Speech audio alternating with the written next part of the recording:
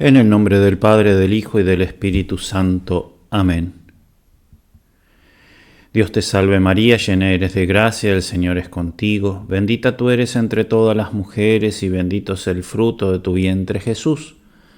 Santa María, Madre de Dios, ruega por nosotros pecadores, ahora y en la hora de nuestra muerte. Amén. Santo Tomás, ruega por nosotros. En el nombre del Padre, del Hijo y del Espíritu Santo. Amén. Debemos hablar en este video sobre los 3 últimos capítulos del libro Percepción y Pensamiento, los capítulos 8, 9 y 10. Evidentemente, no podemos ver los 3 capítulos en un breve video, ni siquiera un resumen de los 3 capítulos en un breve video. Por tanto, simplemente mencionaremos de qué habla cada uno de estos capítulos y expondremos el punto que nos pareció más relevante en cada uno de ellos.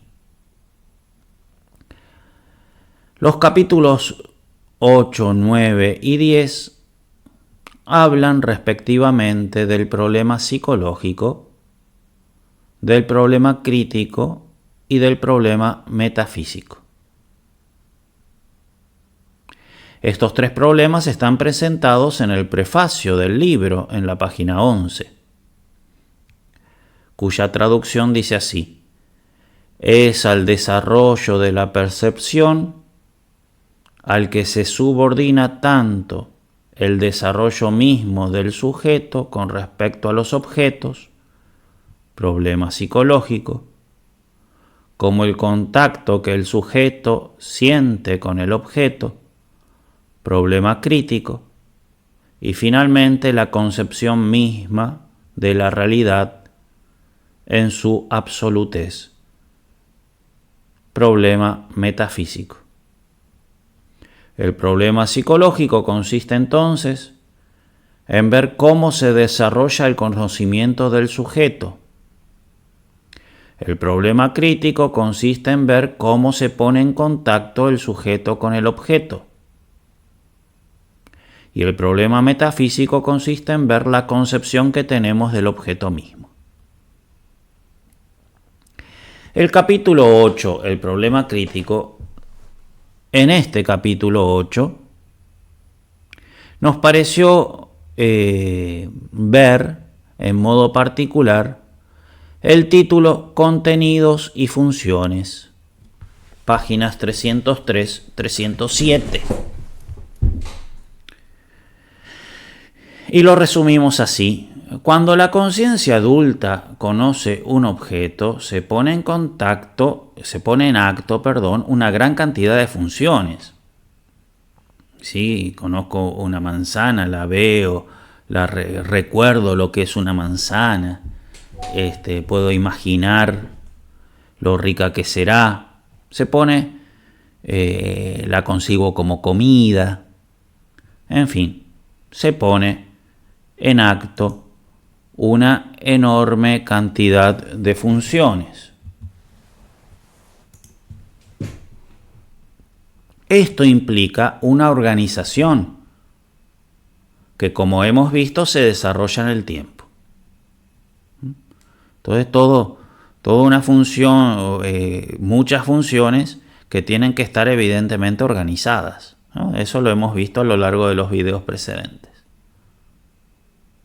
Evidentemente, este desarrollo de las funciones, ¿no? Son funciones que se van desarrollando, ¿no? Es ridículo pensar que el bebé, la primera vez que ve a su mamá, dice mamá, o piensa mamá, o concibe mamá. Ve una figura simplemente. Con el tiempo se va dando cuenta que esa es su mamá, por distintos motivos. Tiene hambre y le da de comer, entonces le va cargando de contenido, ¿no? Entonces todas esas, después, cuando siente simplemente los pasos de su mamá, ya se pone contento, cuando ya es grandecito. Entonces, todas las funciones que se organizan cuando un adulto percibe un objeto, esas funciones se fueron desarrollando con el tiempo. ¿Cómo se fue desarrollando en cada uno de ustedes? ¿Cómo se fue desarrollando en mí todas esas funciones? Evidentemente este desarrollo no es para todos igual. De hecho, algunos generan patologías en este desarrollo y por eso problemas en la percepción, ¿no? Muchos de los problemas psicológicos vienen en malformaciones, no sé si llamarlas así, pero sí en errores en este desarrollo de las funciones. Bien, evidentemente este desarrollo no es para todos igual, pero tienen todos etapas comunes. Y es función de la fenomenología indicar esas etapas. ¿Sí? Es el problema, como hemos visto, psicológico. Básicamente, esta descripción del desarrollo psicológico es lo que se mostró en el libro Fenomenología de la Percepción y lo que hemos visto en este libro hasta el momento. Hemos mostrado entonces cómo la conciencia se desarrolla para poder conocer los objetos. Esto va en contra del objetivismo absoluto, que sostiene que el contenido cognoscitivo es dado inmediatamente, ¿sí? El sujeto no hace nada. El bebé está así y le entra mamá, ¡pum! No es así. Entonces le ve la mamá y le entra mamá en la cabeza. Sí, lo podemos explicar por abstracción, fantasma, todo, pero no es así. Hay todo un trabajo del sujeto, todo un desarrollo, ¿no? Entonces el objetivismo absoluto que pone en el fondo una total pasividad en el sujeto no es correcto. Entre autores de objetivismo absoluto tenemos una variedad enorme. Por ejemplo, el mismo Platón es un objetivismo absoluto, ¿no? Ideas innatas. Entonces, el hecho de que la conciencia tenga que desarrollarse va en contra del objetivismo absoluto, que sostiene que el contenido cognoscitivo es dado inmediatamente. Fenomenológicamente, esta postura es absolutamente insostenible. Es pretender que el bebé, la primera vez que ve a su mamá, sepa que esa es su mamá y que sepa lo que es una mamá. En el otro extremo se coloca el fenomenismo absoluto, que identifica el objeto con el desarrollo del subjetivo del mismo en la conciencia. Identifica el objeto con el desarrollo subjetivo del mismo en la conciencia, ¿no? De modo tal de que en el fondo el objeto es lo que el sujeto hace. Un fenomenismo absoluto. Ambos extremos están errados. Por lo tanto, dice Fabro textualmente en la página 305, por lo tanto creemos que la percepción, así como en el acto, la percepción, así como en el acto es un proceso de organización, en la consideración retrospectiva es parte integrante de un proceso de desarrollo. Vamos a explicar, La dialéctica perceptiva es, por tanto, doble. Una se refiere a la constitución real de una percepción, la otra investiga las fases y proceso de paso en el devenir de la conciencia. En realidad, en ambos casos se trata de un proceso fundamentalmente idéntico que abarca tanto contenidos como funciones. La diferencia está solo en el distinto grado de organización de las funciones y de claridad de los contenidos. Este texto está para releerlo. Recomiendo que lo relean. Está muy bueno. Acá una breve explicación. Tenemos entonces que hay un paralelo entre el proceso de síntesis que se da en el acto de conocimiento. Si yo ahora conozco una manzana, ahora se activan los sentidos externos, ahora organiza eso el sentido común, ahora hay un aporte de la fantasía, de la imaginación, ¿no?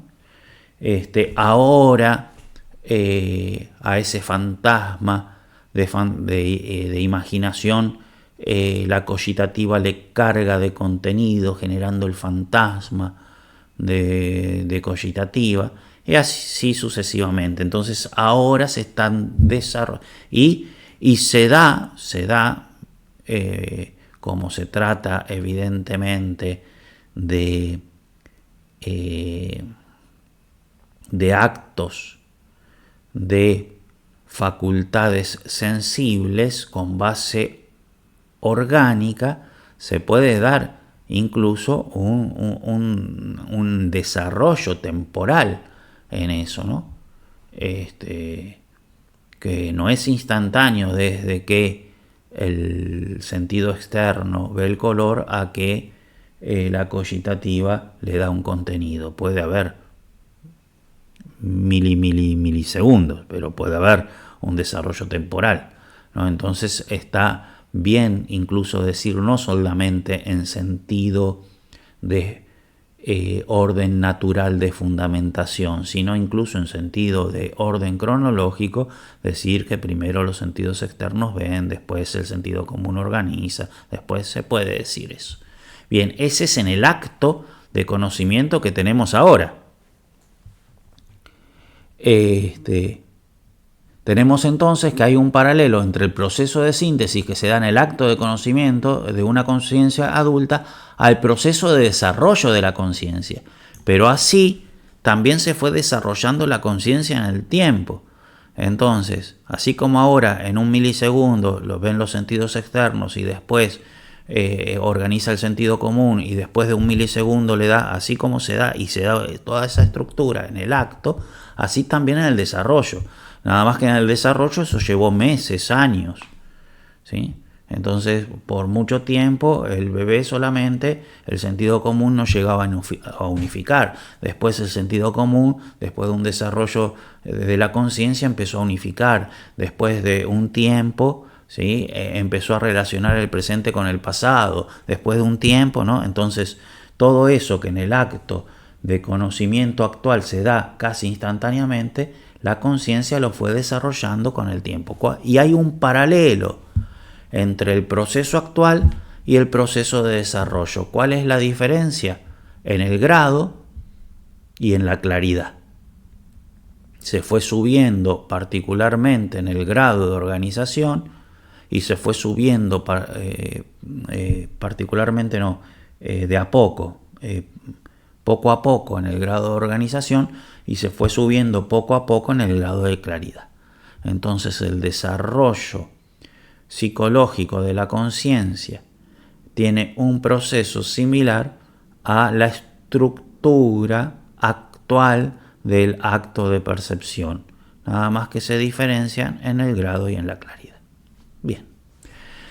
Fabro estudia en este punto los contenidos que entran en la organización y la persuasión de la realidad que los acompaña, ¿no? En este punto que estamos viendo, ¿no? Entonces yo tengo contenidos que entran en la organización: rojo, redondo, gusto, manzana. Manzana es un contenido intencional. Y después la persuasión de la realidad que la acompaña. Es una manzana real, no es una manzana que me está mostrando la pantalla de la computadora. Yo sé que la manzana que me está mostrando la pantalla de la computadora no es real, es una imagen. Entonces, mientras que la manzana que yo estoy viendo así en presencia es real. Y se puede dar, ¿no?, ciertos contenidos. Yo sé que me está picando la espalda, pero yo sé que nadie me está tocando. Por más que sienta exactamente igual que si alguien me estuviese tocando. ¿Por qué? Porque, bueno, la cuestión es que a algunos contenidos yo le doy valor de realidad, persuasión de realidad,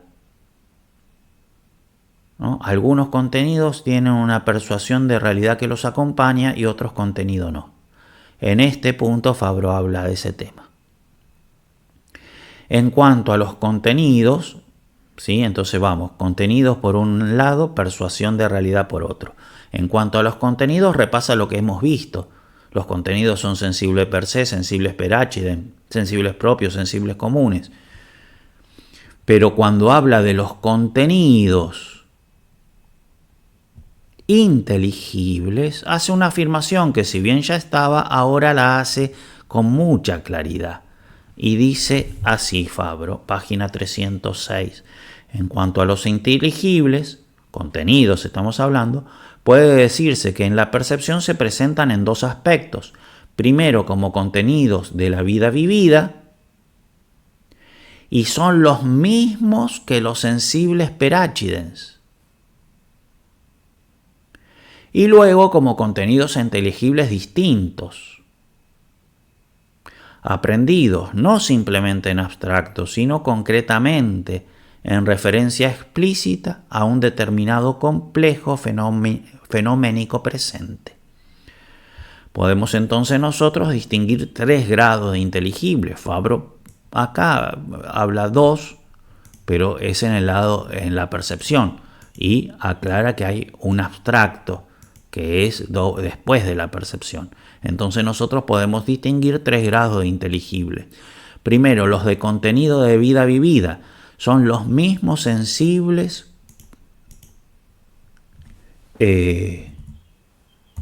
per accidens, intelectualizados, o sea, lo mismo que ve la cogitativa en el sensible, ve la inteligencia en el inteligible, inteligiblemente, pero son los mismos.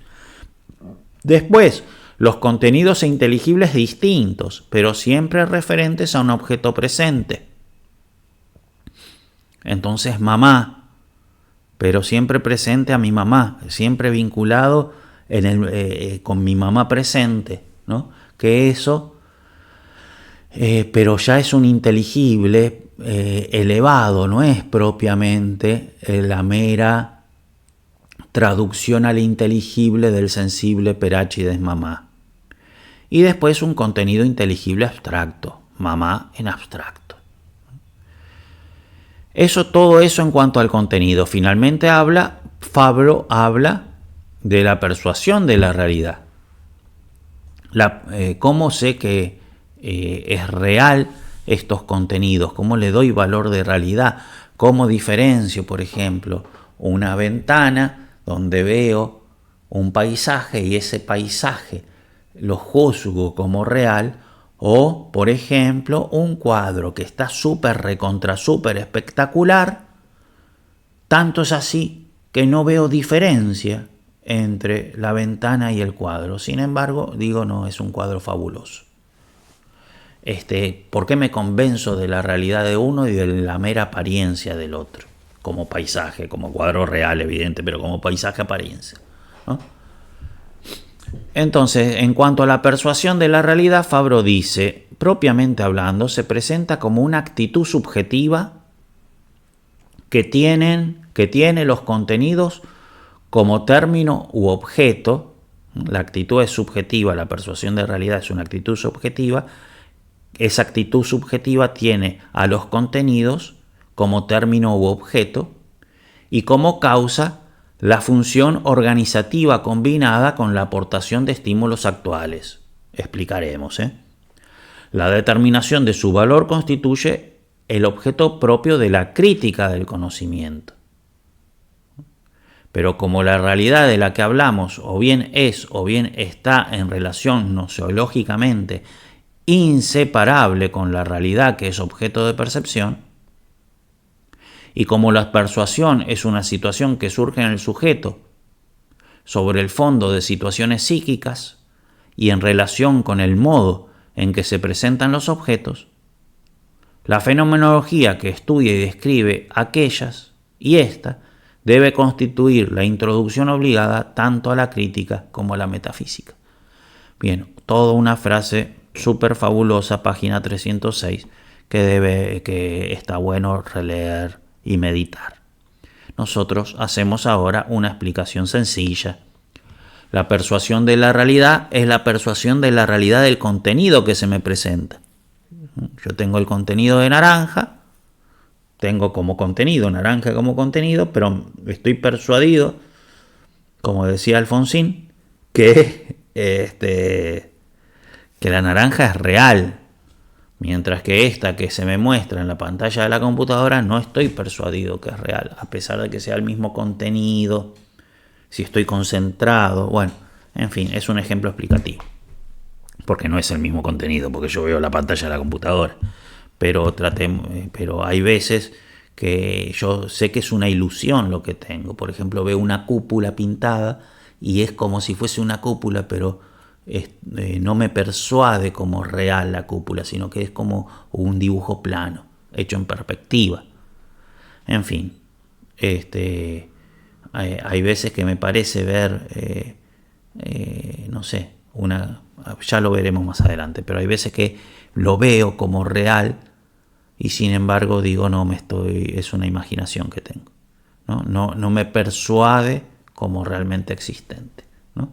Lo veo como real en cuanto al contenido y no me persuade. Entonces la persuasión de la realidad es la persuasión de la realidad del contenido. Ese contenido es real como objeto, contenido que se me presenta. Por eso dice que es una actitud, Fabro, del sujeto que tiene como término el contenido del objeto. Ese acto del sujeto se da gracias a la presencia de estímulos actuales y a la coordinación de todas las funciones psíquicas.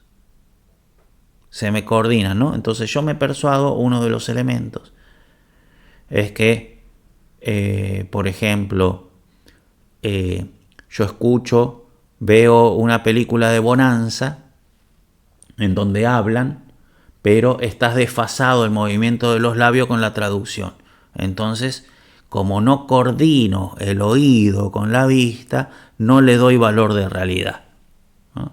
Y digo, no es la voz del tipo, está traducida, ¿no? Entonces, la persuasión de la realidad se da ante el contenido, se da porque hay una coordinación de todas las funciones psíquicas del sujeto, y los estímulos de los sentidos externos actuales. Bien, veremos más adelante mejor esto. Esta persuasión la que asigna al contenido valor de realidad y no de apariencia. Por tanto, debe ser estudiada como introducción a la crítica, ¿no? Cómo se pone en contacto el sujeto con el objeto, y también de la metafísica. ¿Por qué también de la metafísica? Para ver si el ser que se estudia en la metafísica es el que se aprende en la percepción. Yo estudio después en la metafísica el ser, pero ese ser es el que yo aprendo en el acto perceptivo. Entonces, para ver si ese ser que yo estudio en la metafísica es el que yo aprendo en el acto perceptivo, o si es un ser absolutamente distinto que no tiene nada que ver, y para ver cómo yo me pongo en contacto con el objeto, tengo que estudiar esta persuasión de realidad, cómo es que yo le asigno realidad a algunos contenidos, cómo es que yo juzgo perceptivamente, no como juicio posterior, ¿no? En el momento perceptivo, cómo yo aprendo como reales algunos contenidos y como apariencias otros. Bien, es el capítulo 8. El capítulo 9, el problema crítico. El punto que hemos elegido para presentar es el titulado La intencionalidad y la persuasión de la existencia. Página 374-382. Como que los puntos que vamos eligiendo en cada capítulo están como relacionados entre sí porque es el tema que nos interesa principalmente, el de la aprehensión del acto de ser, porque es el que principalmente influye en la como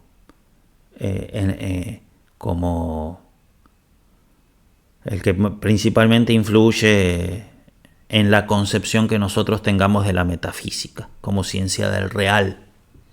y es el que me permitirá vincularlo después con la doctrina de Deleuze serial existente que veremos en el próximo video y último. Bien, entonces seguimos con el tema de la aprehensión de la existencia, ¿no? De la realidad. En el ámbito de la especulación filosófica, la distinción objeto-sujeto, una cosa es el objeto y otra cosa es el sujeto, lleva a la distinción entre el ser del objeto y el aparecer del objeto al sujeto. Una cosa es el ser del objeto y otra cosa es cómo se aparece al sujeto, ¿no? Y eso me surge naturalmente de la distinción entre objeto y sujeto. Esta distinción entre ser y aparecer es advertida también en el ámbito de la percepción. Si bien normalmente en el ámbito perceptivo se aprende inmediatamente el objeto como existente, en algunas ocasiones el sujeto se da cuenta que lo aprendido, cualidades, estructura y significado, no corresponden a un objeto real.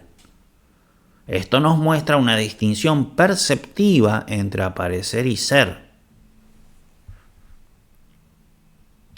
Debe haber, por tanto, ¿no? Como yo a veces lo interpreto como un objeto real y a veces lo interpreto como algo que se me aparece pero que no tiene valor de realidad, debe haber, por tanto, un fundamento de la aprehensión del valor de realidad del significado aprendido. Tengo el significado, ¿le doy valor de realidad o no?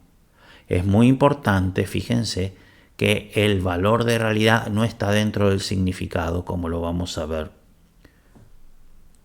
Es decir, un fundamento de la aprehensión o asignación perceptiva de la existencia. ¿Cuál es ese fundamento? Bien, aclaramos que no se trata de demostrar que el objeto existe. Se trata de ver cuál es el fundamento por el cual el sujeto, por sobre el aparecer, asigna el valor de realidad. Y esto en cuanto al significado que está aprendido. Bien, no lo hemos visto nosotros en los videos porque hemos resumido un montonazo, del 10%, pero Fabro ha demostrado que no hay una especie expresa en los sentidos externos, sino que toda la sensibilidad se activa en conjunto y provoca una sola especie expresa sensible que es el fantasma. El principio que resume todo este tema, que no lo vimos, lo mencionamos ahora, es este: no hay sensación sin percepción. Entonces, la sensibilidad puede tener un cierto actuarse independiente de la inteligencia, pero el ojo no independiente de la cogitativa. Como que cuando se da todo cuando se actúa la cogitativa y cuando se actúa toda la sensibilidad, hay veces que la cogitativa todavía no se despertó, es un bebé de 2 segundos de vida, ¿no? Pero cuando de hecho se activa toda la sensibilidad, se activa como en bloque. No es que haya una especie impresa externa, una especie expresa de los sentidos externos, una especie impresa en el sentido común, una especie expresa en el sentido común, una especie expresa en la imaginación, una especie, y que así se van enlazando especies expresas con impresas de uno con otro, sino que la sensibilidad se actúa en conjunto y hay solo un fruto de conocimiento. No hay un conocimiento de la sensación, no hay sensación sin percepción. Si yo percibo la sensación es objetivándola, no como sensación sino como objeto. Siempre no hay sensación sin percepción, ¿no? Ese es el principio, y entonces la sensibilidad se actúa toda en su conjunto. Después sí, la especie expresa sensible, que es el fantasma, de ahí se saca la especie impresa por abstracción en la inteligencia. Entonces ahí sí hay distinción de especie expresa de la sensibilidad con especie impresa de la inteligencia. Pero en todo el proceso meramente sensible no hay especies impresas y expresas adentro, sino que es una sola especie expresa que es el fantasma. Bien, eso es todo un capítulo enorme, que no es un capítulo, pero es un punto enorme que no hemos visto, que tendríamos que haber visto si lo hubiésemos visto en videos anteriores, ¿no? Bien, la cuestión es que siendo que es el fantasma de la sensibilidad interna el que tiene valor de especie expresa sensible, y no habiendo especie expresa sensible en los sentidos externos, parecería entonces que es en el fantasma que debe estar el fundamento de la aprehensión del valor de realidad del singular presente al sujeto. Entonces parecería que yo le doy valor de realidad a esta manzana que tengo delante, no por el acto de los sentidos externos, porque los sentidos externos no tienen especie expresa, sino que yo le doy valor de realidad a esta manzana que yo tengo adelante por el fantasma. Y parecería que en el fantasma entonces está el fundamento, está metido, así como está en el fantasma metido que es una naranja, que es rica, que es para comer, también está que es real. Parecería eso, dice Fabro. Pero no, eso está mal. No hay un fantasma de la existencia, puesto que la existencia no tiene contenido y no es abstraíble. Todo lo que está en el fantasma es abstraíble, pero el ser no se puede abstraer. La existencia tampoco se puede abstraer. Y entonces, como no se puede abstraer, evidentemente, el valor de realidad, la existencia de la cosa, no está incluida en el fantasma como un contenido más. ¿Cuál es entonces el fundamento? ¿Cómo es que yo, todo yo, y también evidentemente como mi inteligencia, le doy valor de realidad a este objeto? Fabro sostiene que el fundamento de la aprehensión de la existencia del singular concreto, es decir, del valor de realidad del significado aprendido, está en la coherencia entre el esquema perceptivo y los datos de los sentidos externos. Entonces, tiene los sentidos que me llega por el fantasma, es verdad, pero son de los sentidos externos. Yo en el fantasma veo que los sentidos externos se me están actuando ahora, entonces es la actuación de los sentidos externos y la coherencia entre de esos datos con el esquema perceptivo. Entonces, si yo veo un hombre con dos cabezas y se me aparece como contenido real, digo, no, es una apariencia, tiene que ser un hombre detrás de otro, en donde veo la cabeza del que está detrás, por sobre el hombro del que está delante, y me parecen que están unidos porque hay poca luz.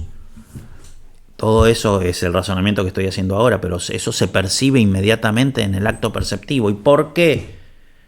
Porque no hay hombres con dos cabezas. En mi esquema perceptivo no hay hombres con dos cabezas. En mi esquema perceptivo los hombres tienen una sola cabeza.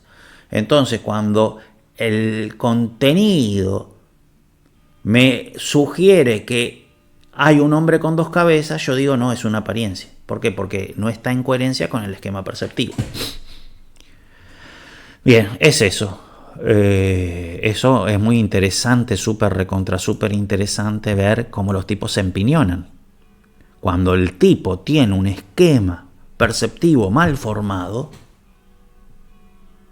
por alguna patología psicológica, hay que romper ese esquema. El tipo es un piñón.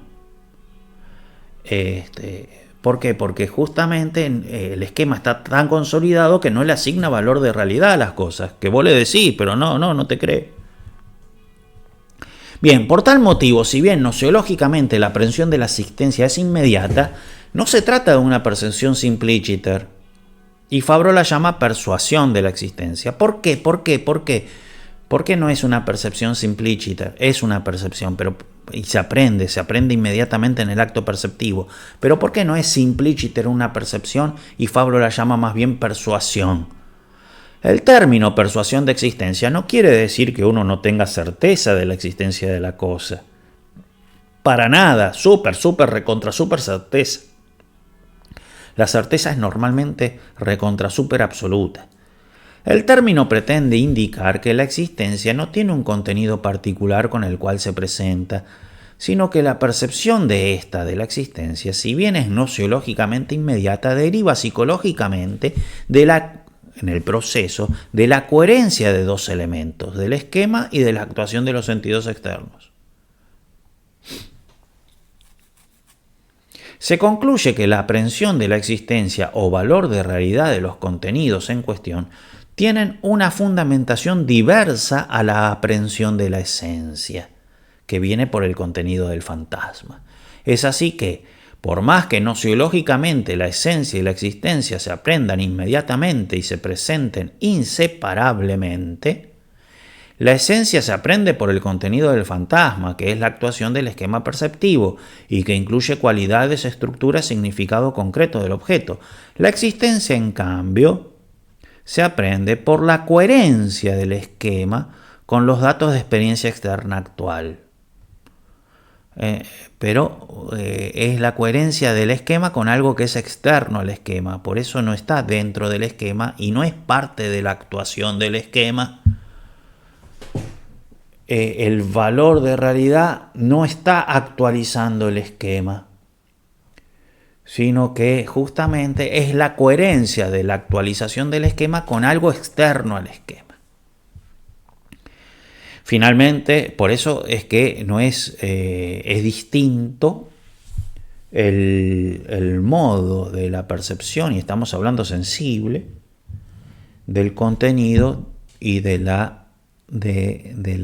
realidad de ese contenido como existente. Finalmente, un elemento importante de resaltar es el siguiente.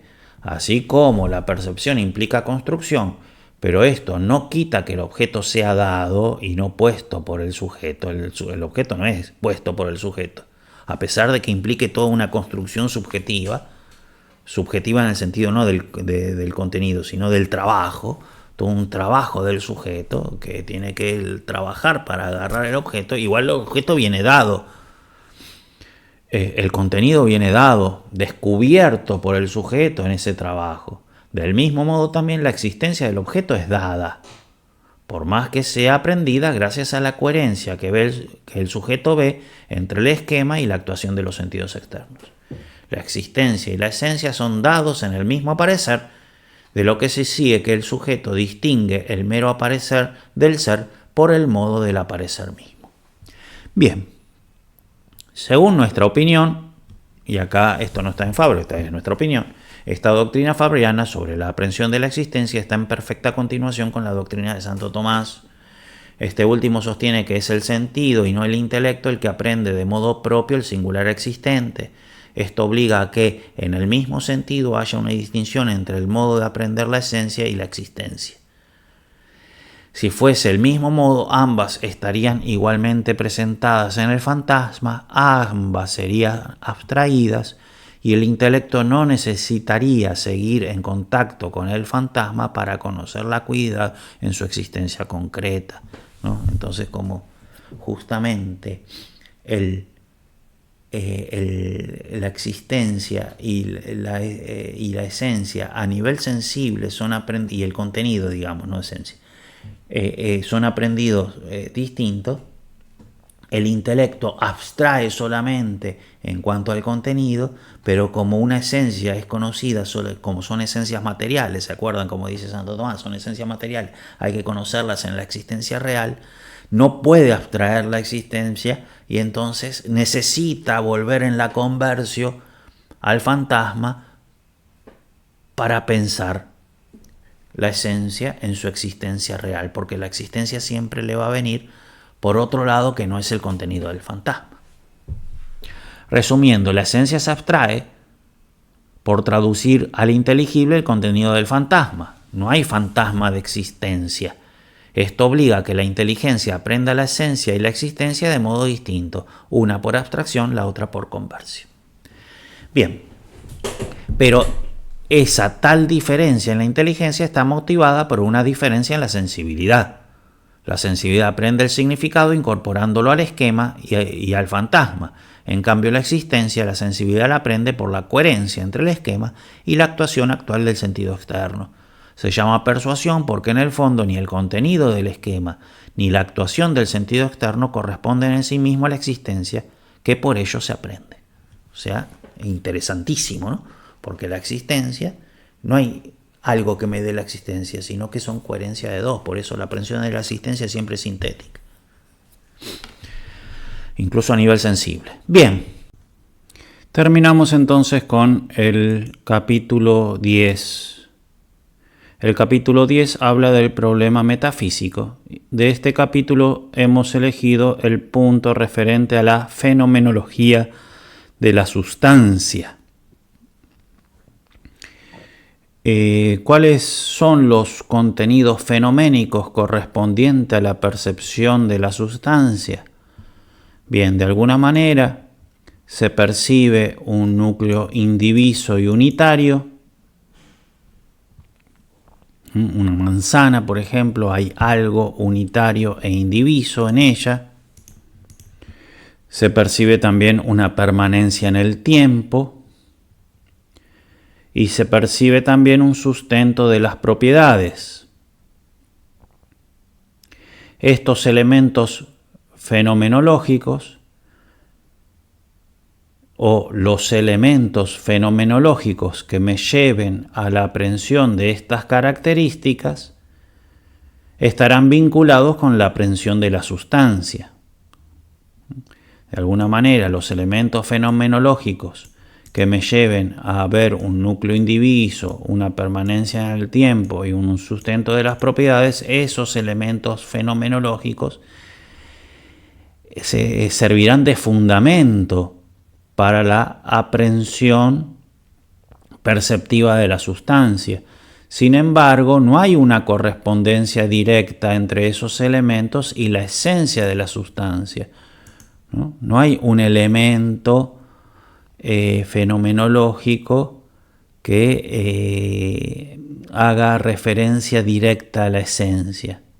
¿No? Yo que veo redondo, veo rojo, veo jugoso, pero ninguno de esos elementos permanece en el tiempo. Ninguno de esos elementos son la esencia de la sustancia. La sustancia en general será aprendida gracias a la formación de un esquema perceptivo, del mismo modo que es aprendido cualquier objeto particular. Entonces, de alguna manera, yo formo un esquema de sustancia que es actualizado gracias a la presencia de esos elementos fenoménicos. Pero no hay un elemento fenoménico que sea que corresponda directamente a la sustancia o a la esencia de la sustancia. Entonces, el contenido de la noción de sustancia, noción entre comillas, porque estamos hablando a nivel de percepción, no es propiamente una noción intelectual, ¿no? El contenido de la noción de sustancia es entonces original, nuevo, es un sensible per accidens en el fondo, ¿no? El contenido de la noción de sustancia es entonces original, nuevo, pero fundado en esos contenidos fenoménicos. El contenido de la noción de sustancia hace referencia a un esquema. Perfecto, pero la aprehensión de la sustancia concreta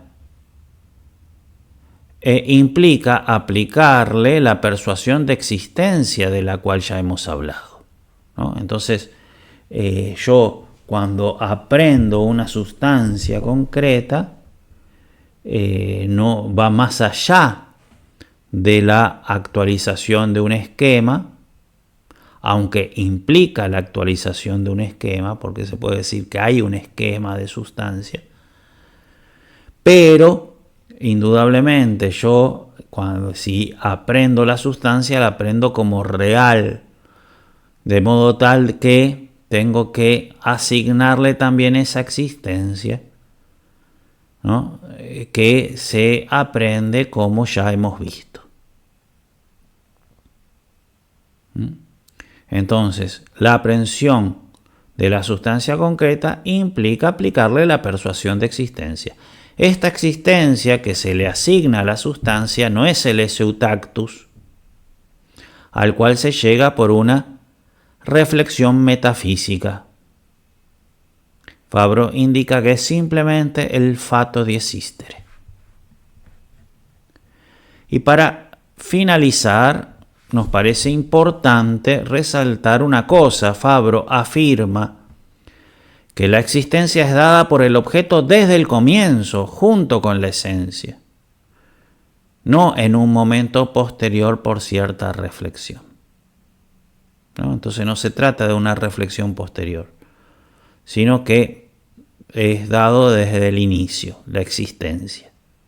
Por más que no haya un elemento que tenga relación directa a la existencia, sino que la existencia se aprenda por la coherencia de los elementos, como hemos visto, pero igualmente inmediato y directo, dado desde el inicio. Esencia y existencia se dan juntas, pero de modo diverso. En la esencia hay una referencia, hablamos de la esencia de la sustancia, ¿no? En la esencia hay una referencia preponderante, hablamos de la esencia de la sustancia por la cual se requiere un esquema. Entonces, en la esencia hay una referencia preponderancia hacia la estructura del esquema perceptivo, en cambio en la existencia una referencia preponderante a los datos de experiencia actual. Coherentes esa experiencia actual con el esquema, ¿no? Como hemos ya visto, que es la coherencia de la actuación de los sentidos externos con el esquema perceptivo. Entonces hay una referencia en la aprehensión de la existencia de la sustancia más preponderante hacia la experiencia actual, mientras que en la esencia hay una referencia preponderante a la estructura del esquema. Bien, y listo. En el próximo y último video daremos una pequeña conclusión del libro y compararemos la doctrina de este libro, Percepción y Pensamiento, con la del libro Dall'essere all'esistente. En el nombre del Padre, del Hijo y del Espíritu Santo. Amén.